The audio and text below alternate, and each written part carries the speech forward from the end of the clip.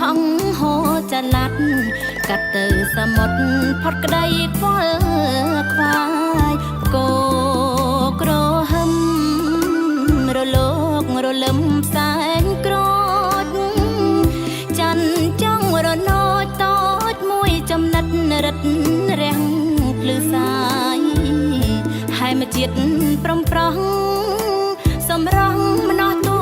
រេនស្វាយកំពតនឹងកំពងបាំងដូចម្ដាយនឹងកូនសាងក្បូនជីវីសន្ធឹកទឹកជ្រោះ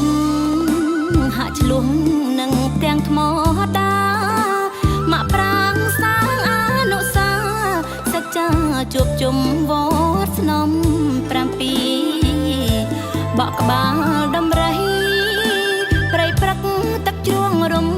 មនីកំពតកំពូលនោទីរុក្ខវារីទីសែនមនោ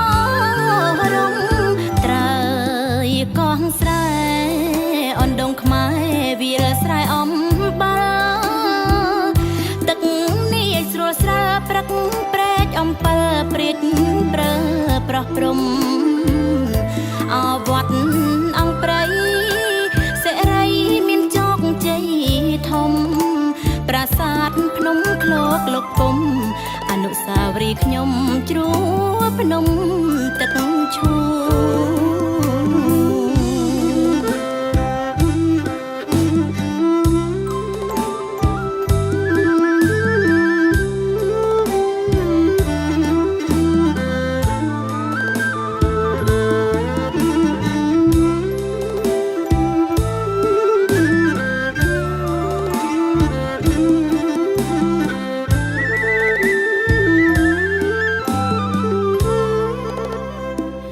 សន្ធឹក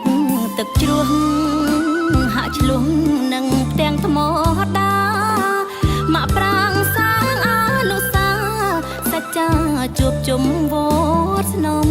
7បកក្បាលដំរីព្រៃព្រឹកទឹកជ្រោះរំមនីកំពតកំពូលនោទីរុក្ខវារីទីសែនមនោរម្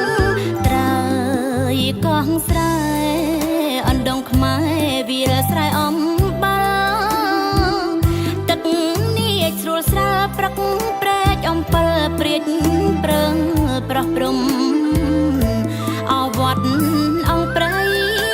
សេរីមានជោគជ័យធំប្រាសាទភ្នំឃ្លោកលោកគុំអនុស្សាវរីយ៍ខ្ញុំជ្រួភ្នំទឹកឈូ